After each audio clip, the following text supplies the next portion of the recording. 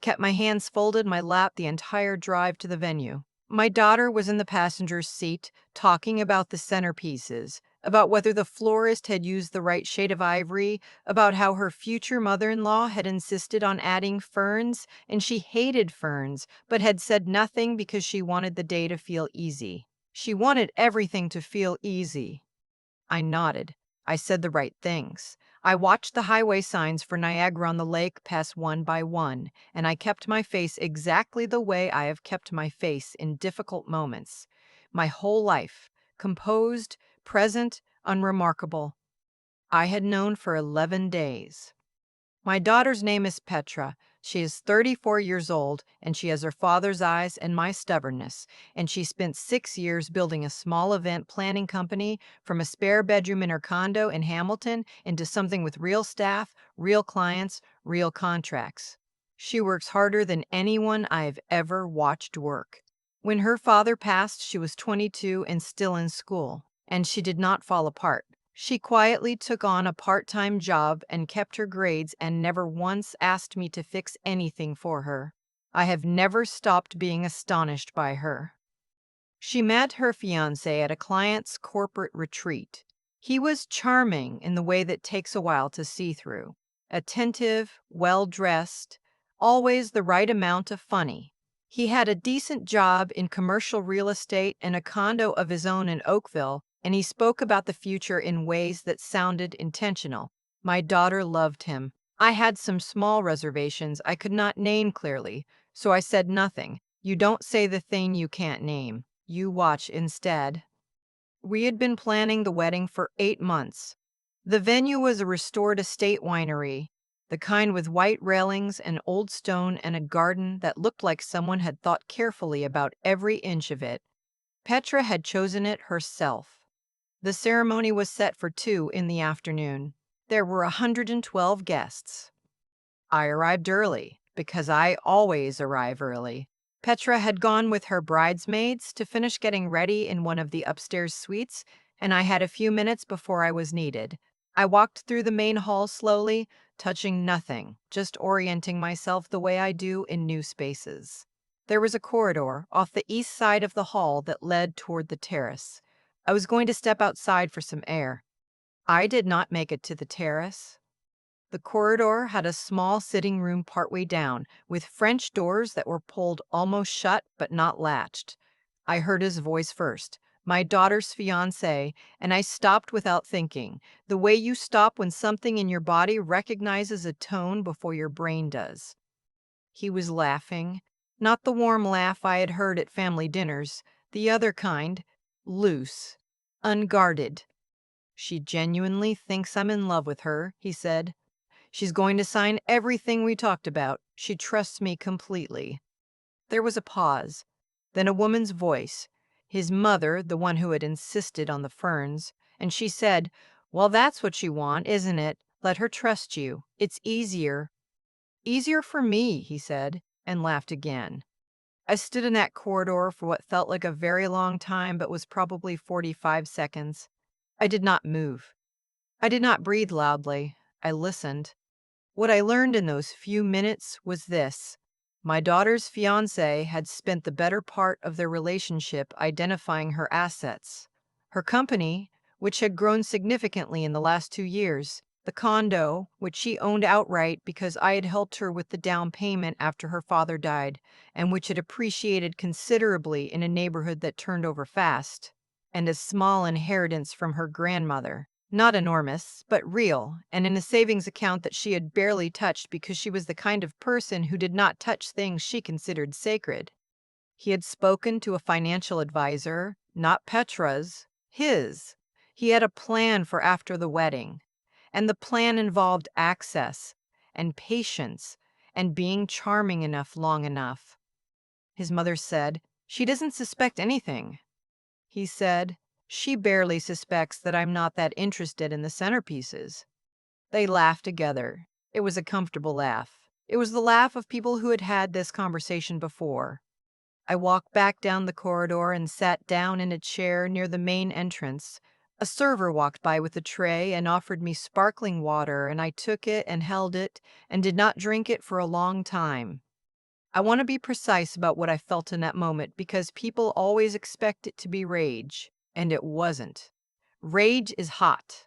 What I felt was cold and very clear, the way the air feels in November when the last of the leaves are down and you can see straight through the trees to the road on the other side. Everything simplified. There was the situation, and there was what I was going to do about it. I am 63 years old. I spent 31 years as a corporate paralegal in Toronto before I retired. I have read more contracts than I can count. I know what words mean, and I know what people mean when they choose certain words, and I know the distance between the two. I was not a woman who was going to sit in the chair by a window and hope for the best. I took out my phone. My daughter does not know this, but I have had the same family lawyer for 22 years. His name is not important. What is important is that he picked up on the second ring even though it was a Saturday, because I had called ahead the day before to tell him I might need him. I had been sitting with what I knew for 11 days. I had not known when I would use it. Now I knew. I need to explain the 11 days. It had started with a conversation I was not supposed to hear either, though that one was over the phone, and it was an accident, the old kind where you pick up a landline extension in another room without knowing someone is already on the call. I no longer use a landline. I was visiting my daughter at her condo, and she still has one, a habit from her father, and I had picked it up to make a call to my sister and heard two voices already mid-conversation. I hung up within seconds, but I had heard enough. Not enough to be certain, enough to begin paying attention. In 11 days, I had paid close attention. I had had coffee with my daughter 3 times. I had asked questions that sounded like ordinary mother questions, but were not. I had quietly reviewed what she had once shown me of her finances when she asked for my opinion on an investment she was considering. I had pieced together what he had access to, what he was asking her to share, what she had already agreed to share, because she loved him, and love makes you open your hands. I had also, on the 9th day, purchased a small digital voice recorder, not because I was planning anything specific, because I had learned over 63 years that documentation is the difference between being believed and being dismissed. The recorder was in my clutch bag. I had turned it on when I walked into the venue that morning, a habit precautionary. I had not expected to use what was on it. Now I was going to. My lawyer told me what I needed to know. He told me clearly, the way he always speaks to me, without softening the edges. In Ontario, he said, a marriage does not automatically grant a spouse access to pre-existing assets. But there are circumstances, commingling, joint accounts, certain legal arrangements entered into voluntarily, that could change that picture. If what I was describing was accurate, and if my daughter had already signed or was about to sign certain documents as part of the wedding or the joining of households, we needed to know exactly what those documents said. I asked him one more question. He answered it. I thanked him, put my phone in my clutch, and stood up. I went upstairs to find my daughter. She was sitting at a vanity in a white robe, and her hair was half finished, and she looked the way she looked when she was 12 and had just won something at school, quietly radiant, like she was trying not to let on how happy she was. One of her bridesmaids was adjusting a pin near her temple. The room smelled like hairspray and the Joe Malone something or other that she has worn since she was 25. I closed the door behind me. I told the bridesmaids I needed a few minutes alone with her. They understood without being asked. Women usually do. I sat down across from her. I did not know how to begin, so I began at the beginning, the way I was taught to present facts, chronologically, plainly, without editorializing. I told her about the phone call 11 days ago. I told her about what I had overheard in the corridor 20 minutes ago. I told her about the recorder. I did not raise my voice. I kept my hands still. She listened without interrupting. That is one of the things I have always admired about her. She knows how to hear something before she responds to it. When I finished, she was quiet for a moment. Then she said, "Show me." I played her the recording. I watched her face as she listened. The radiance from a few minutes ago did not collapse. It drained, slowly, the way water drains, leaving the vessel exactly the same shape but empty. Her eyes did not fill. She pressed her lips together once, very briefly. She listened until the end.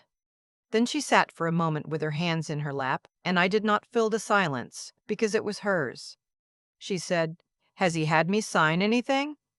I told her what my lawyer had said, and I told her what I suspected based on what I had overheard. She pulled her phone from the pocket of her robe and opened her email and scrolled for a moment, and then she looked up at me with an expression I recognized, not devastation, not hysteria, but the particular clarity of a person who has just been handed a problem they intend to solve. "The cohabitation agreement," she said. "He sent it to me 2 weeks ago and asked me to review it before the wedding. I told him I hadn't looked at it yet. He said not to worry. It was standard." She handed me her phone. I read the document. It was not standard. It was not anything close to standard. There were clauses in that agreement that would have given him a legal claim to a portion of her company equity in the event of a separation, framed in language that sounded reasonable if you were not looking for what it actually meant. The kind of language that a person trusts because they love the person who sent it. I forwarded the document to my lawyer from her phone. He called back in 4 minutes. By the time the wedding coordinator knocked on the door to tell us the guests were seated and the processional was ready to begin, my daughter had called her own lawyer, a woman she had used for her business contracts and had been advised clearly on exactly what that document contained and what it would have meant if signed. She had not signed it. She had simply not gotten around to it. She looked at herself in the mirror for a long moment. She straightened her robe. She looked at me. "I'm not going out there," she said. It was not a question. It was not even a statement of decision, really. It was just a fact, the way the weather is a fact. She said it with the same voice she uses when she tells a supplier that a delivery isn't acceptable.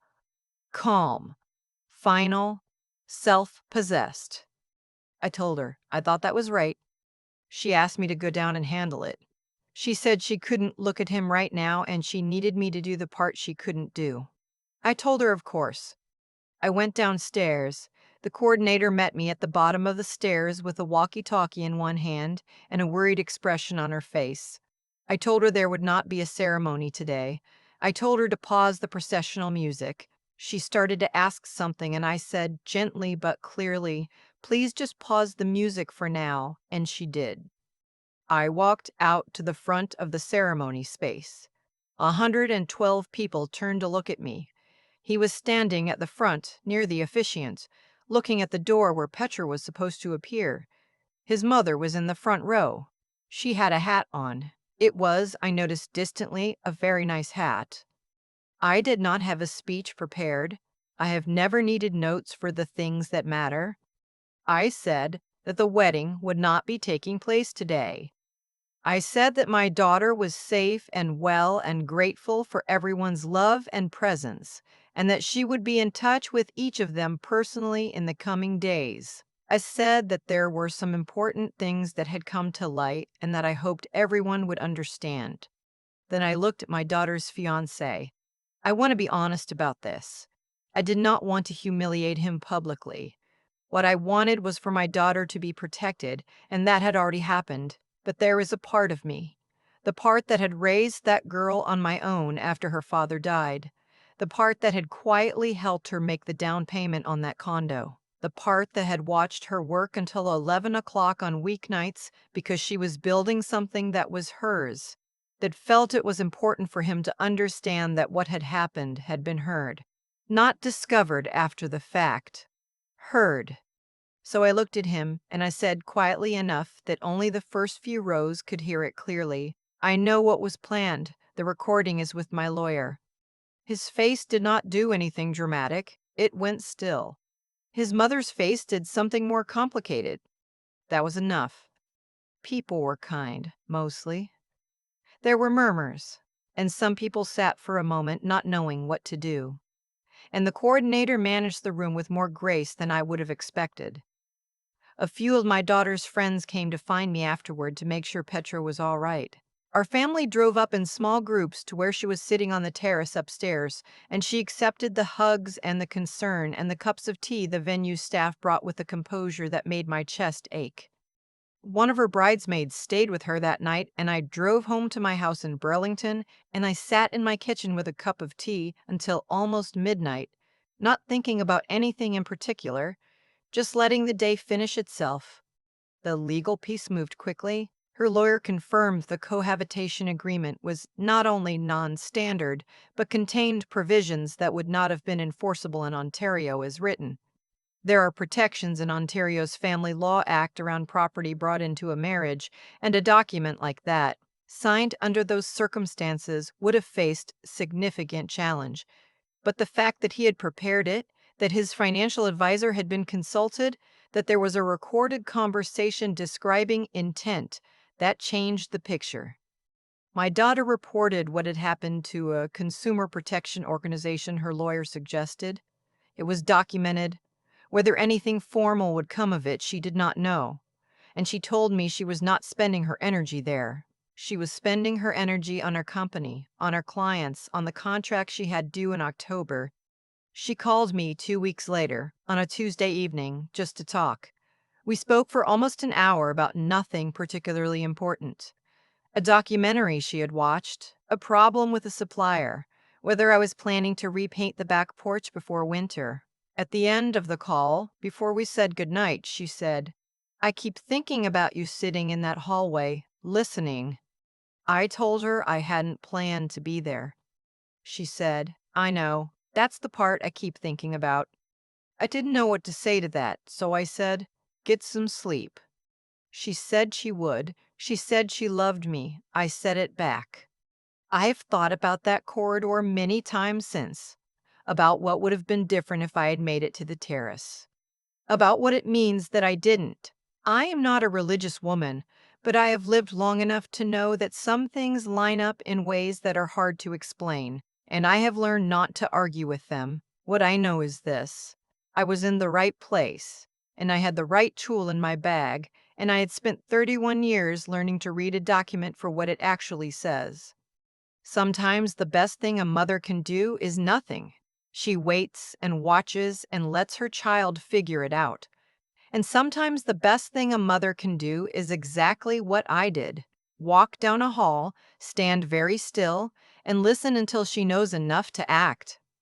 My daughter is fine. Her company had its best quarter in October. She bought herself a new couch, a ridiculous cream-colored thing she said she had always wanted but never allowed herself, and she sent me a picture of it on a Saturday morning with no caption, just the image, and I understood exactly what it meant. It meant she was doing well. It meant she was choosing things for herself again. It meant the condo was hers, the way it had always been hers, the way she had always been mine, not to keep, just to love and to protect for as long as that is what she needs from me. That is the ending I wanted. I will not pretend there wasn't grief folded inside it, grief for the future she had imagined, grief for the trust that turned out to have been misplaced. There was. She will carry some of that for a while, and that is as it should be. But she is carrying it upright, moving forward the way she has always carried everything. I raised her to do exactly that. I'm glad I was there to make sure she got the chance. I keep coming back to the recorder, that small, ordinary thing sitting at the bottom of my clutch bag like it was always supposed to be there. I didn't buy it because I had a plan. I bought it because somewhere in the 11 days between hearing that phone call and standing in that corridor at the winery, something in me understood that being right was not going to be enough. I have watched too many people be completely right about something and still lose because they had nothing to show for it. I was not going to let that happen to my daughter. That is not a dramatic instinct. It is a practical one. And I think that is the part of this story that matters most to me now, looking back. Not the confrontation, not the moment I looked at him across that room full of people, but the 9 days of quiet, careful, unglamorous work that came before it, the coffee conversations that sounded like nothing, the documents I reviewed when no one was watching, the phone call I made on a Saturday to a lawyer I had trusted for 22 years. None of that was exciting. All of it was necessary.